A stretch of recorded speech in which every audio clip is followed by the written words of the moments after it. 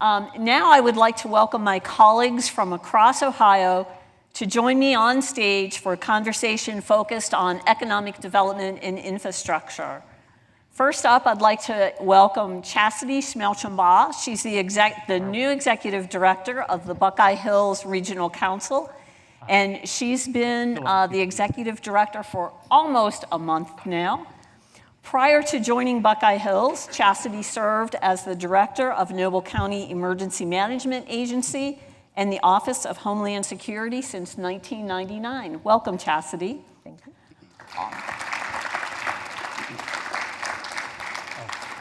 Also joining us this morning is Shane Coleman, the current executive director of the Lima Allen County Regional Planning Commission, and soon to be the chief of staff for the city of Lima.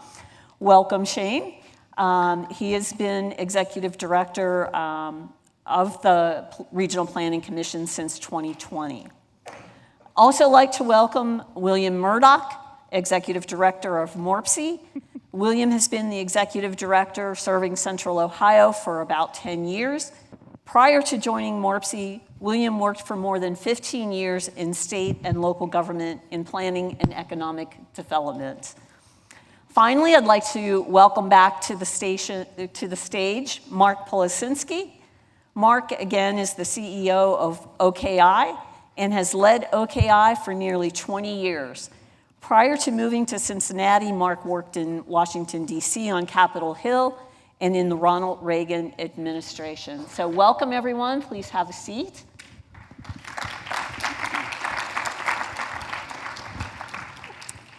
So I'd kind of like to start our conversation with each of you maybe providing a brief overview of your regional council and the value that you see in working with OARC and being an OARC member. So Chastity, start us off.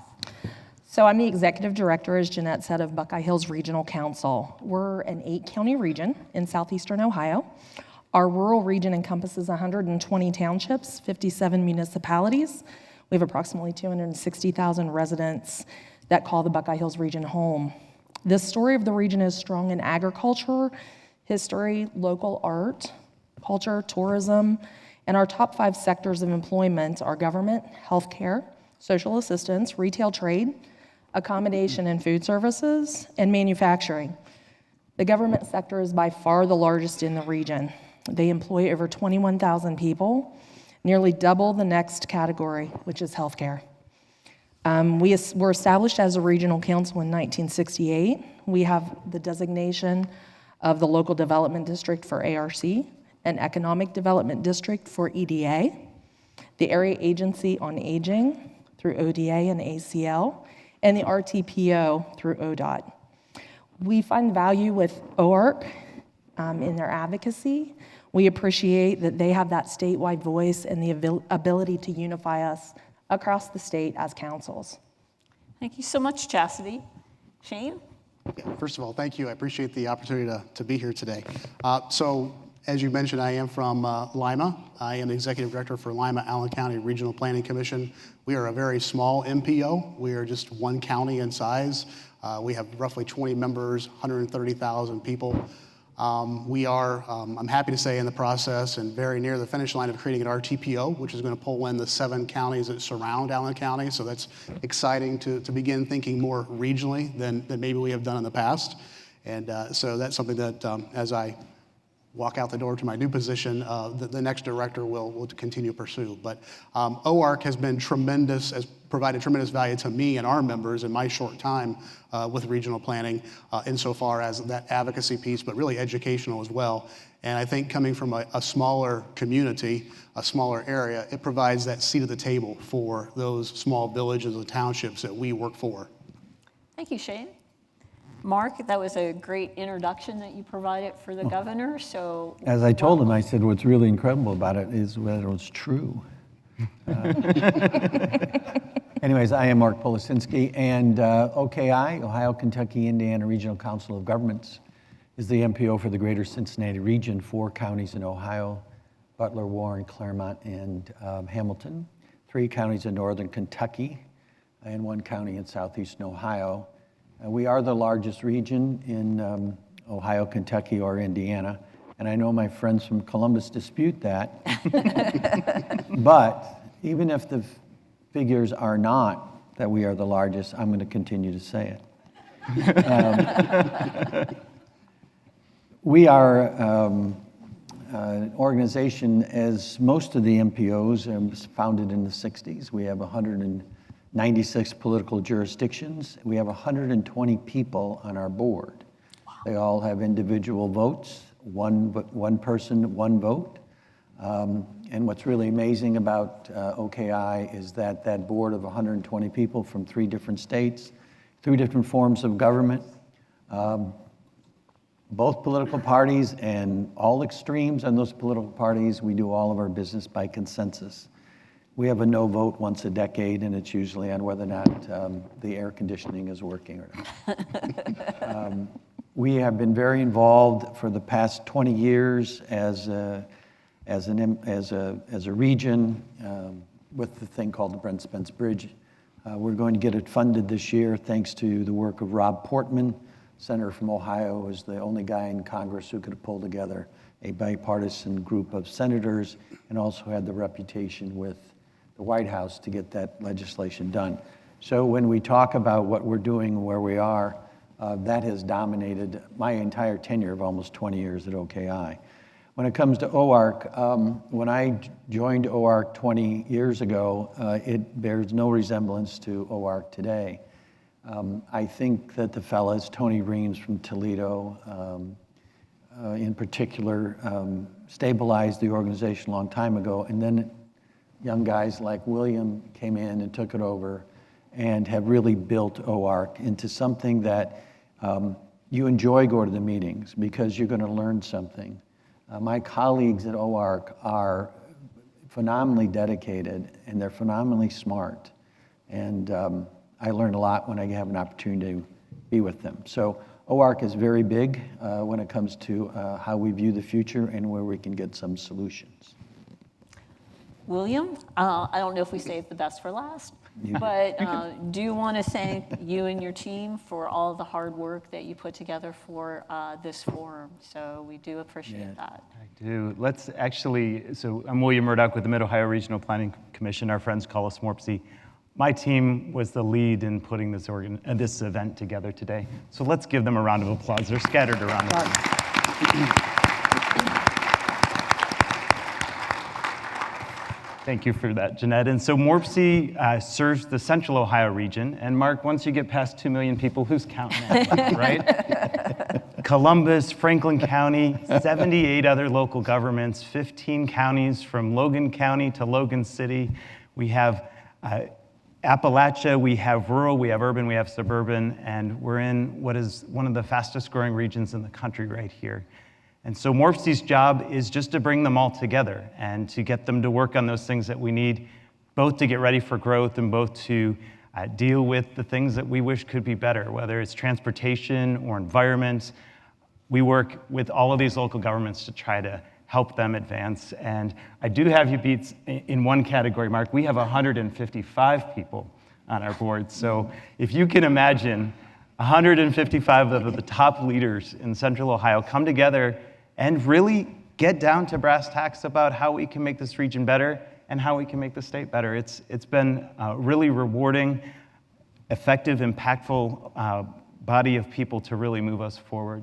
As far as OARC, we're so proud to be a part of this organization with our colleagues across the state. I think the most important thing to know is each one of these councils represents their own diverse region, their own constituents.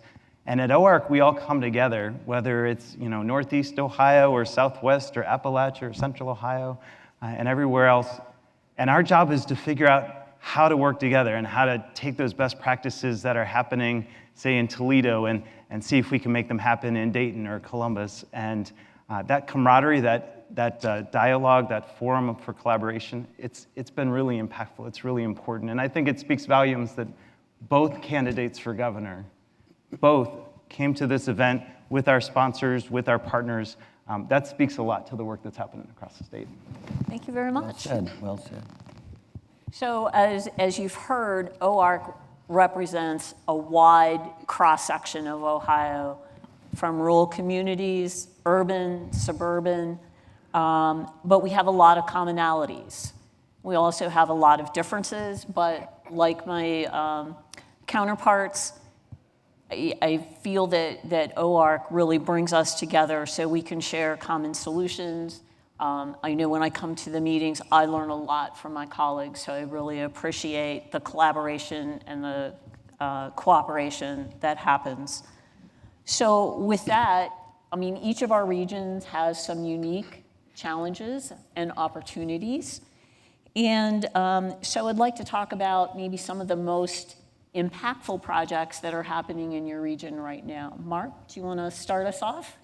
Well, the Brent Spence Bridge aside, one of the reasons that it's so important is freight. We have, I think it's been 15 years ago, and just looking at the economy, my view was that freight was going to be the issue that's really going to dominate literally for the first half of the 21st century.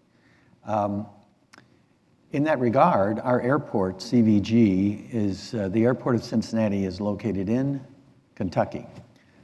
It's about 10 miles from the central business district. It is now the 7th largest air cargo port in the United States. It will be 6th by the end of this year. It is the home to DHL's largest facility outside of Europe, and it also is the home of Amazon Prime. These investments are in the billions of dollars. It's driving more and more freight to our region. The airport it's valuable because of those dollars, containers coming in and going out and things like that. But what's incredible is that CVG is now a campus for technology, for companies to come from around the world and look at what kind of technologies works when it comes to mobility. So this will be everything from driverless cars. They have a couple of them at CVG. If you haven't been in a driverless car, please get in one, because it's an amazing experience going 40 miles an hour, and it stops at a stop sign and waits for another car to come by. Anyway, point being that it's driving technology more and more to this campus where people are coming in and trying to introduce their technology, beta test their technology. That, of course, is important to all of us because technology and transportation go hand in hand for the future. It's going to drive us. It's going to change transportation, certainly, but technology and transportation together are going to change our culture. So to us, that is, a big deal. CVG, technology, and how it's going to help mobility. Thank you, Mark. Chastity? So at Buckeye Hills, we have worked hard to try to develop support services. So we have set up Buckeye Hills Support Services for our first housing project named Buckeye Fields. And this housing project is important to our region because we are some of the oldest housing stock, with the first city being Marietta in Ohio. We have that aged housing stock. It's also very rural. So when we start to talk about increasing housing opportunities, especially for low-income and seniors, there's not a lot of complexes. So Buckeye Fields is unique in the fact that it's a senior housing complex consisting of 64 units, but we're also going to place wraparound services there. So we're going to be working to develop this first project in our region with those wraparound services that are going to be supported out of our agency.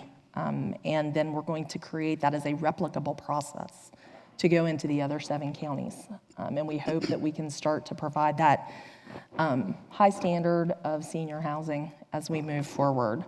We're also working with Omega and the OU Voinovich School on Rise, Ohio. And this was some EDA funding that we received early and launched in 2021. It's a collaboration to take the opportunity zones and match them up with Ohio's coal-impacted communities. And as of right now, we're proud to say that Kate Pirani of my staff over there in the corner has worked and developed projects in 7 of the 8 counties, and we're working to take care of that 8th county today. Thank you so much. I think you've heard, from both an urban and rural perspective. Technology is a key driver in Mark's region, and Chastity is really working to promote economic development and filling a much needed housing need. I would imagine, William, in your district, housing may also be an issue with something called Intel coming about. But Thank you for that. So, and I admire the work of my colleagues here so much. So there's this little project that's been keeping us busy in Central Ohio that was announced earlier this year, where the Intel Corporation is investing to start $20 billion in Licking County in New Albany, which is about 20 miles from here, for what could eventually be a $100 billion investment with 20,000 direct jobs and possibly one of the world's largest semiconductor manufacturing facilities. That's a game changer. And of course, our region is been planning for growth. We've been thinking about growth on housing, on transportation. So we've been ready for growth, but this takes all of those plans that we've been working on. It means that, well, those things we think we need to do by 2050, maybe we need to do those by 2030 or 2035. And so there's been so much collaboration here in the region, trying to make sure we're accelerating those, making those investments. But Jeanette, the one thing I want to point out here is, regional councils, we do mapping really well, right? So we looked at the site and how far you could get an hour at rush hour, or, with an hour travel at rush hour. 22 counties are within an hour of the site. That's a quarter of the counties in the state. Every region in the state is within 2 hours of this site. We're anticipating hundreds of spin-off investments and suppliers.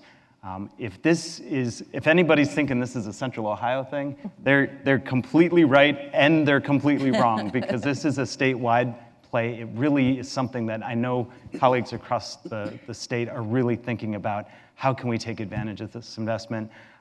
Jeanette, it's a good problem to have, and it's keeping us busy. it is pretty exciting, William, and I know especially for our western boundary, our counties are really stepping up to the plate to get ready for this.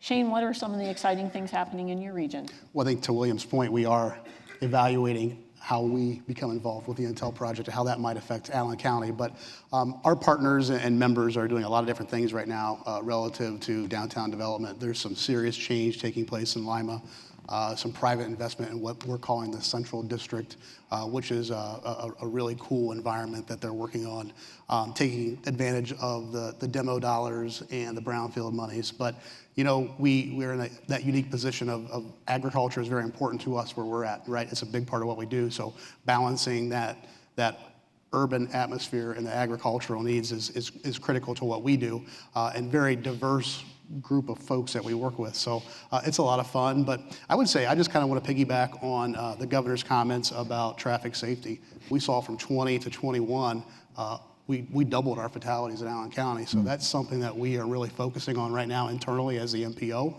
and working with ODOT. And as we look at the routes 75 and 30 that run through Allen County, but going beyond that, 23 and 24, trying to limit access, make those roadways a little more safer. Introducing roundabouts and arc cuts to Northwest Ohio has been interesting, but they're getting used to it. So, Well, thank you. With the bipartisan infrastructure law, the recently signed reconciliation bill, the CHIPS Act, and as the governor announced, the $500 million investment for the Appalachian region of the state, we have a tremendous opportunity to work with our communities. And I know in talking with our members and our local economic development professionals, this is truly a generational opportunity, and it's our chance to really make a substantial, transformative difference in our prospective regions. So with all of these opportunities before us, Chastity, I'll start with you. What steps are you taking to work with your members to take advantage of all of these additional funding resources? So planning really is at all of our cores. It's kind of bred into our DNA, right? So we look at the SEDS, we look at our long-range transportation plans, mobility managements, how they all link together, strategic plans for aging and disability, connecting Appalachia, and we have also contributed to the unfunded mandate infrastructure report, right? So as we do those things, we start to see these investments pay off. And we're seeing that most prominently with broadband. We started that initiative, we looked at the feasibility reports, we started saying some of these things don't make sense, so we engaged Tom Reed Consulting Group. They produced some better mapping for us. They found a little place called Ookla data that we found was, a little more accurate according to what we were able to ground truth. And so from that, we feel like we've started to make significant investments. The state has come on with Broadband Ohio. The FCC is now recognizing some of that Ookla data, and we're starting to make really good ground, we feel like, in moving forward. We've had several of our counties, being as rural as we are, have the Rural Digital Opportunity Fund. So that RDOF auction, we've been able to partner for other investments with some of those same organizations that won RDOF. One of the sponsors today, Charter Spectrum, and I know Ashley's with us, and in our region, we've really been able to have a lot of good collaboration with them. Reed Consulting Group also helped us do some challenges and make sure that some of those inaccuracies were cleaned up. They did a particular challenge with some of Frontier's claims of service, and we were able to free up 1,000 square miles and millions of dollars of investment that are now eligible for some of our communities to be able to be bid. We also have looked at the downtown revitalization. It was just perfect timing. We used some EDA CARES and our TPO money to start working with some of our communities and start talking about their downtown revitalization projects, getting them to really start to think and put some projects on the board. That coincidentally coincided very well with the DeWine administration's announcement for the Appalachian Community Grant Program. And so I really feel like we've allowed leaders across our 8 counties to re-envision their downtowns and really move toward what Jeanette was talking about with that transformative, generational kind of investment. Thank you, Chastity. Shane? Yeah, I think the biggest thing that we're providing for our members right now is, I'll call it educational, right? We're trying to wrap our heads around all the different funds that are available, the different programs that are new and existing, and how they've been impacted by this infusion of dollars. And let's be honest, some of our members have planned a little bit better than others, so we're trying to put them in a position to be able to take advantage of these monies, and create some projects that are going to be meaningful for, generations. And it's difficult. Bottom line is we go back to the problem that our smaller members have always had, and that's coming up with that match money or the money necessary to plan projects. And now we kind of feel like in some instances they're traditionally used to securing funding before they plan and bring a project to fruition, and now we kind of feel like we're going after the project and then the funding, and so it's an interesting process trying to wrap our heads around it. We've been working with ODOT District quite a bit because I kind of feel like they're in the same boat, but yeah, just educational, bringing them together, preparing them for the next round. I mean, a lot of these programs came at us pretty quickly, and quite frankly, we weren't prepared for it. So we're trying to put them in a position that round 2, 3, 4, and 5, they're ready to go. Great. And Mark, other than that little bridge that you're working on, anything else exciting? There are, but I cannot say enough what Shane just said. Believe it or not, the federal government passes legislation and then doesn't tell you the rules and regulations till a couple of years later.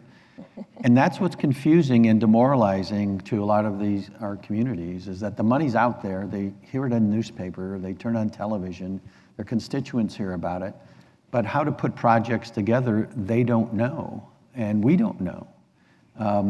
So Shane, you're exactly right, it's that educational process. And so what we're doing is we're looking at programs, let's say when a program's deadline is. We're making sure that our communities know about it. We're very interested in helping them fill out their applications, being part of it. And it's not that we write them, it's that we provide them data. And data is becoming more and more important in these applications. So, we are doing a lot of things with our transit. OKI, we have 5 transit agencies in our one region, and we had them sit down beginning a year ago for the first time in the history that they all sit down and we meet every other month and talk everything transit. And we are helping them distribute all these dollars that are now in transit. But the central point is what Shane said, and that is it's information and how we get it out and how we help educate the communities and educate ourselves. Thanks, Mark. And I agree with both Shane and Mark. We're learning about these new programs just as soon as our members are.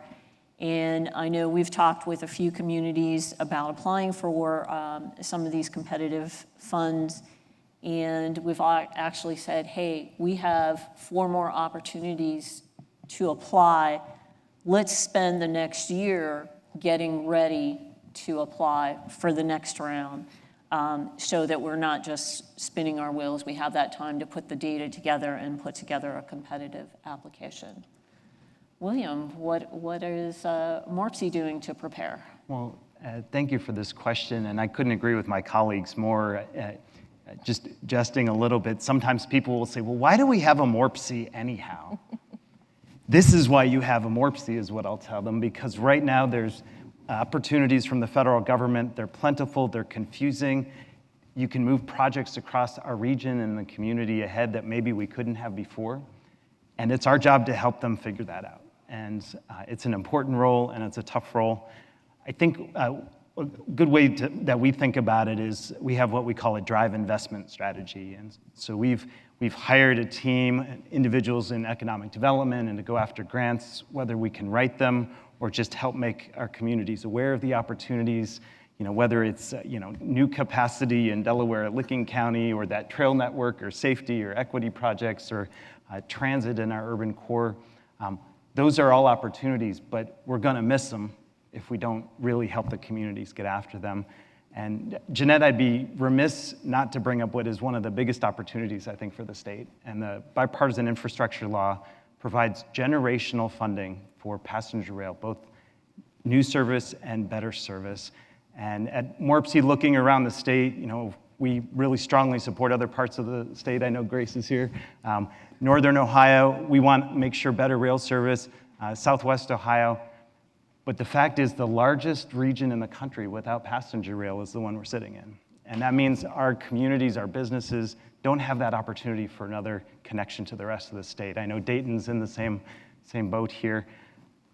The bipartisan infrastructure law gives us the largest possibility of making that happen. So MORPC, our partners across the state, we've been planning to get ready for that day. So we think long term. So you gotta have the plans not just started, but they have to be ready when there's money and opportunity. And this is something we know that could help, of course, our big cities. But if you talk to the cities of Dublin or Newark or Marysville or Hilliard or smaller rural communities like Lima or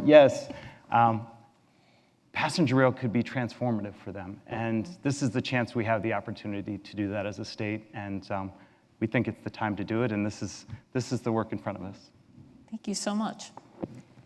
So I think, maintaining good working relationships with our, not only our local members and elected officials, but also our state elected officials and our federal elected officials is a critical component of the work that we do, and a critical component of any community development strategy. I think, we're extremely excited to be able to host 2 accomplished elected officials at our forum today. How is your agency competing for investment and working in partnership with the state and your congressional delegation? Mark, I'll start with you. We have it's so hard to always start the conversation with Brent Spence Bridge, but we were actively involved in the negotiations through Senator Portman's office and their staff. So we do have that. But when it comes to how we work with state officials, it's great to meet with elected officials, but let's face it, the real work is done with ODOT, in our case ODOT, NDOT, KYTC.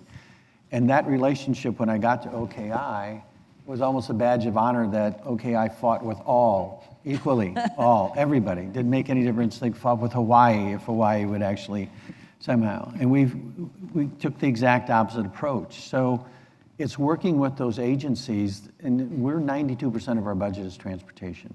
So it's working with those agencies, not just because there's so much money on the table now, but for the last 17, 18 years, we built this relationship of trust. That helps us with our consulting community. And I know this question is not necessarily aimed at consultants, but the consultant community is so important as you deal with these state agencies. If you're going to do a project of any size, guess what? You're going to be hiring a consultant. And that consultant is going to go through rules and regulations governed by the FHWA, which their agent in the states are, in fact, the Departments of Transportation. So I understand the question more about congressional and representatives and things like that, but in my way of thinking, that's fine and dandy, we do a lot of it, blah, blah, blah, but the real important relationship is with those agencies that actually govern the work that we do. It's an excellent point, Mark. Appreciate that. Shane, how would you respond to that question? I agree 100% with that. I'll be very careful the way I word this, but there's certainly a difference between the public servants who do the work day to day and those individuals we have to work with every day and the politicians. But having said that, we are in a very unique position in Allen County right now in that we have the president of the Senate from Allen County as well as the Speaker of the House. So we do have a direct line to Columbus here. And because of where we are, it is a very small area. And I feel like everybody in Allen County knows one another, so they're very accessible. Our members can chat with them whenever they want, and I feel like they've been pretty responsive to their needs. I think they genuinely consider the concerns that we have as a city, as a village, or as the county as a whole. So I think we have great leaders in place right now at the county level, city level, and of course at the townships and villages too. But I think they all come together, work very well. But I think most importantly, while those are important and we certainly pursue those relationships, it is those organizations that we work with that are most important, I believe. Thank you, Shane. Chastity, your perspective? So I think it's really important, as my colleagues have said, those relationships and trying to get things done. Electeds, they have 100 things that come before them. And so trying to build that relationship so when you have that opportunity to really utilize those conversations, paint that picture, if you will, of the needs in your region and in your communities. A couple of our examples, I think that are stellar in painting that picture is Congressman Johnson was really instrumental in getting us the ability to sit down with the FCC Chairman Pai to talk about our regional broadband issues in 20 and 21 before they allowed the RDOF to go to auction. We were able to talk about things that maybe had not gone so well in their past process and some of those concerns that we had going forward. So I think it's always important that, they're aware of what's going on in our districts. We ask for letters of support, for capital projects and other grant processes on a regular basis.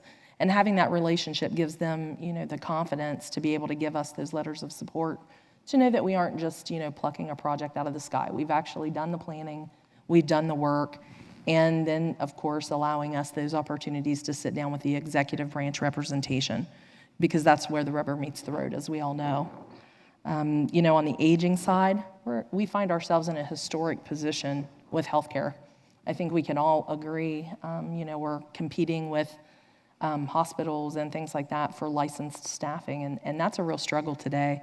And I think that's one of those ongoing conversations that there's no quick and easy resolution to. We find ourselves in the Buckeye Hills region having the most aged population and a very limited access to health care. And I think that's been an ongoing conversation. I know our electeds are hearing us, and it's going to take a lot of different fixes and tweaks throughout programming, from things from the increased reimbursement rates through Medicaid and Medicare to be able to meet the demands on the other side of salary and staffing and rising costs in healthcare. Unfortunately, we find ourselves in a situation of our 8 counties, 5 of them do not have a hospital. So access to healthcare, improving our broadband so that we can gain better access through telehealth initiatives and some of those services. Our electeds are going to be critical in hearing that story and trying to move that issue forward. Chastity, I agree with you. In our region, healthcare is an issue as well, although we're fortunate that we only have one county that doesn't have access to a hospital. The nearest hospital in any direction is 45 minutes away, so it is, critical in life-saving situations.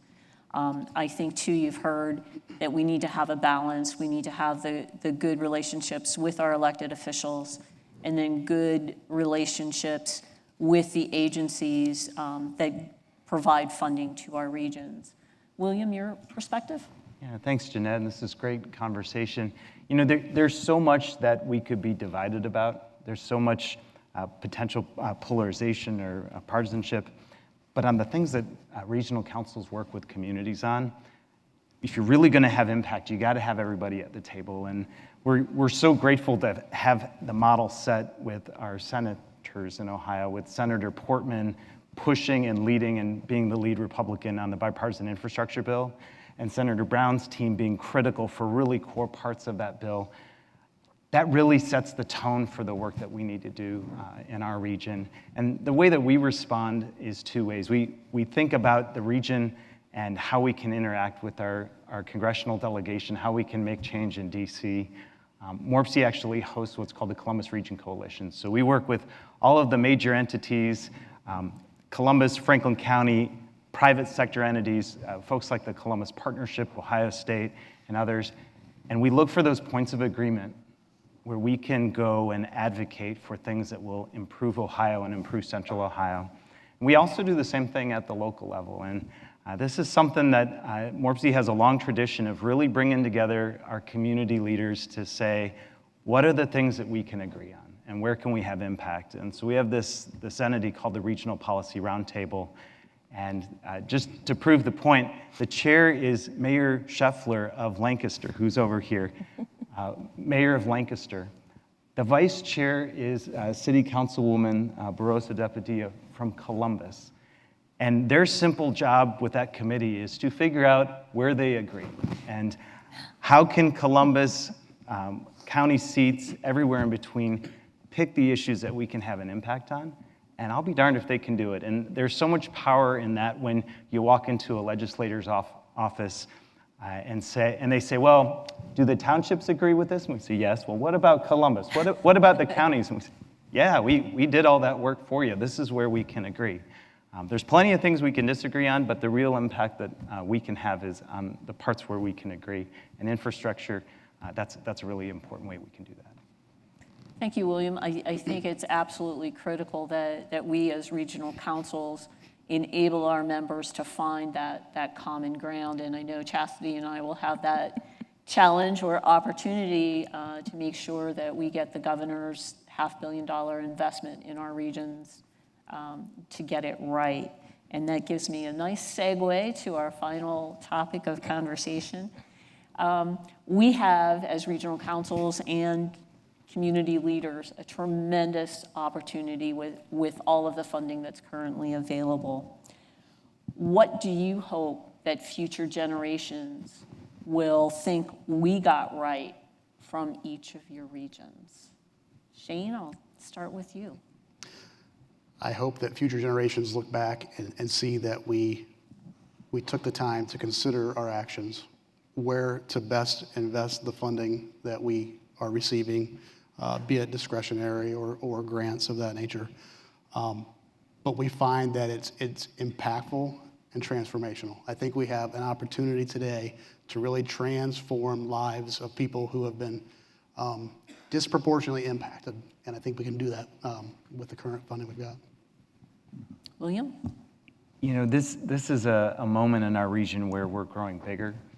And if I'm thinking about what folks will say 10 or 20 or 50 years from now, I hope that they'd say, as we grew bigger, we grew better. And that sounds kind of corny, but what it means is we're lacking things in our region right now. We don't have access that we want in transportation. We don't have the full breadth and vision of the beauty of our nature and our waterways here in Central Ohio that we could. We haven't solved some of our biggest equity challenges. Those are all things we're working on right now. And growth gives us the opportunity to maybe tackle those existing problems, but but also, if we do it right, improve the quality of life as we go. And that's really what's motivating us and keeping us going. Thank you. Mark? Well, I hope 50 years from now, people say, Policinski really looks good.